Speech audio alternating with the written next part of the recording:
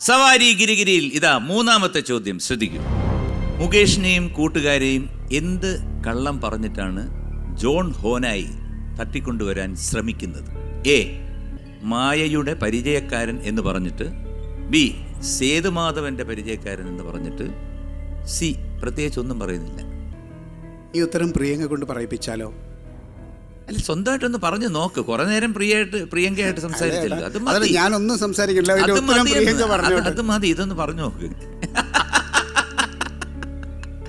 അല്ലെങ്കിൽ എന്താ വെച്ചാൽ ഈ ടെറസിന്റെ മുകളിലൊക്കെ കയറി ഇത്രയും ഇതിൽ നിന്നിട്ട് നമ്മൾ എനിക്ക് തോന്നുന്നത് ഇത് ചുമ്മാ പറയുന്നത് ഊട്ടിയിലാണെന്ന് തോന്നുന്നത്. ആ ബാക്കിൽ ഇതുണ്ട്, മഞ്ഞൊക്കെ ഉണ്ട്. അതെ, ഞാൻ മാമനോടത്തെ ചേട്ടാ, ഇവിടെ ഒരു ചെറിയ ഊട്ടിയാണ്, ഒരു മിനി ഊട്ടിയാണ്. വാമനൂർ നെടുമങ്ങാടുകാരനോടാണ് വാമനൂരത്ത് കാര്യം പറയുന്നത്.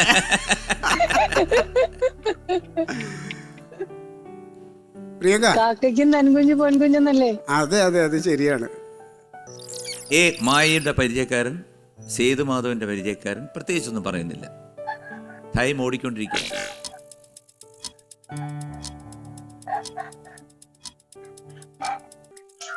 Option A. അപ്പം ഓപ്ഷൻ എ ഞാൻ എടുത്തിട്ട് പൂട്ടുകയാണ്.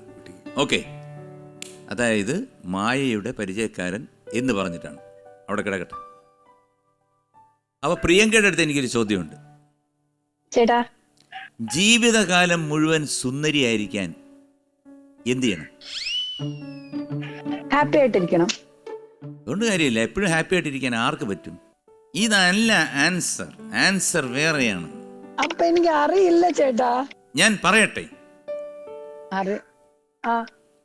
സുന്ദരി എന്ന പേരിട്ടാ മതി.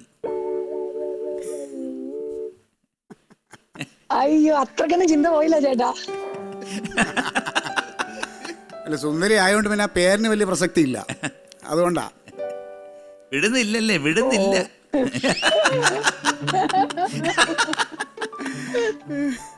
അപ്പം മൂന്നാമത്തെ ചോദ്യത്തിന്റെ ശരി ഉത്തരം എ, മായയുടെ പരിചയക്കാരൻ എന്ന് പറഞ്ഞിട്ടാണ്. Congratulations, you are awarded 2000 rupees again.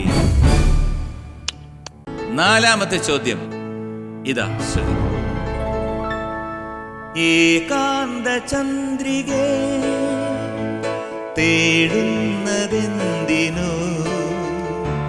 കുളിരിനു കൂട്ടിനു, എന്റെ കരളിലെ പാട്ടിനു. ഏകാന്ത ചന്ദ്രികേ.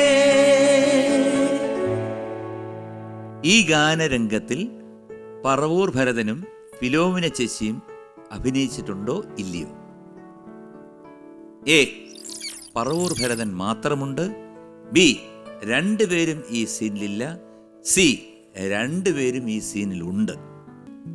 20 seconds. പ്രിയങ്ക, എന്നെ ഹെൽപ്പ് ചെയ്തേ പറ്റൂ. ചേട്ടനെ പാട്ടൊന്ന് ആലോചിച്ച് നോക്കിയേ. പറഞ്ഞുതരാം. ഒരു പാർക്കാണ്. ആ പാർക്കിൽ ഇവർ രണ്ടുപേരും ആ പെൺകുട്ടിയെ ട്യൂൺ ചെയ്തോണ്ടിരിക്കുക, ഇങ്ങനെ വളച്ചോണ്ടിരിക്കുന്നു. പാർക്കിൽ ഇരിക്കുമ്പോ രണ്ടുപേരെ കാണുമ്പോ ഇവരെല്ലാരും ആ 4 ദിക്കിലായിട്ടോടും. അശോകൻ ചേട്ടൻ ആ പെൺകുട്ടി മാത്രമാവും. ഓർക്കണ്ടോ സീൻ ആ പാട്ടില്? ഇവിടെ കുറച്ച് വിട്ടിരിക്കുക.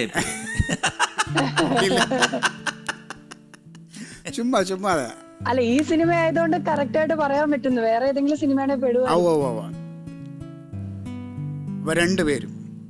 രണ്ടുപേരും ഈ സീനിലുണ്ട്. Option C. ഓപ്ഷൻ സി ഞാൻ എടുത്തിട്ട് പൂട്ടി വെച്ചിരിക്കുകയാണ്. നമുക്ക് റിയാസിന്റെ ഒരു പാരഡി. ഞാൻ ഇത് പണ്ട് മിമിക്രി സ്റ്റൈൽ ചെയ്യുമ്പോൾ വേണ്ടിട്ട് എഴുതിയ ഒരു പാരഡി, ഒരു പാട്ട്. അത് ഒരു കാജ ബീഡി വലിക്കുമ്പോഴുണ്ട് എൻ്റെ ഉള്ളിനുള്ളിലൊരു സുഖം, അതു തേടി ഞാൻ അലഞ്ഞ് നടന്നപ്പോഴായി കിട്ടി മുറിഞ്ഞ ബീഡിയുടെ ഒരു പീസ്. മുറിഞ്ഞതാണേലും സാരല്ല, എടുത്ത് കൊളുത്തി ഞാൻ വലിച്ചതും അറിഞ്ഞതില്ല. പിന്നെ ആരെയും ഞാൻ പിടിച്ചു, ഞാനൊരു പെണ്ണിന്റെ കയ്യിൽ ഇടിച്ചുവോ അവൾ ഓടിച്ചിട്ടൻ നെഞ്ചിലായി. പിടിച്ചു ഞാനൊരു പെണ്ണിന്റെ കയ്യിൽ ഇടിച്ചുവോ അവൾ ഓടിച്ചിട്ടൻ നെഞ്ചിലായി.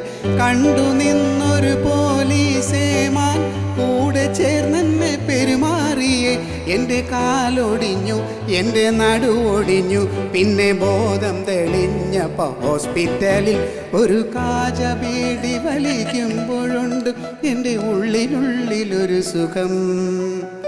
ചിരിച്ചുവോ എൻ്റെ നാട്ടാരെല്ലാം, തകർന്നുപോയി ആ സ്മൈല് കണ്ട നെഞ്ചകം. ചിരിച്ചുവോ എൻ്റെ നാട്ടാരെല്ലാം, തകർന്നുപോയി ആ സ്മൈല് കണ്ട നെഞ്ചകം. പുറത്തു പോയാൽ നാട്ടാരെന്നെ മുറിഞ്ഞ ബീഡിന്ന് വിളിച്ചിടുന്നു. എൻ്റെ പേരും പോയി, എൻ്റെ പെരുമയും പോയി, എൻ്റെ മാനവും മഹിമയും എല്ലാം പോയി. ഒരു കാജ ബീഡി വലിക്കുമ്പോഴുണ്ട് എൻ്റെ ഉള്ളിനുള്ളിലൊരു സുഖം. അതു തേടി ഞാൻ അലഞ്ഞ് നടക്കുമ്പോൾ കിട്ടി മുറിഞ്ഞ ബീഡിയുടെ ഒരു പീസ്. പക്ഷെ ആ പീസ് മറ്റേ സാമിയായിരുന്നു. അതെ. അങ്ങനെയാണ് ലെവല് പോയത്. സൂപ്പർ ആയിരുന്നു റിയാസ്. അപ്പം സി, രണ്ടുപേരും ഈ സീനിൽ ഉണ്ടെന്നാണ് പറഞ്ഞിരിക്കുന്നത്. ഉത്തരം ശരിയാണ്. Congratulations, you are awarded again 2000 rupees. Very good. അപ്പോൾ 4 ചോദ്യത്തിന് നമ്മുടെ പ്രിയങ്ക നമ്മുടെ കൂടെ ഉണ്ടായിരുന്നു.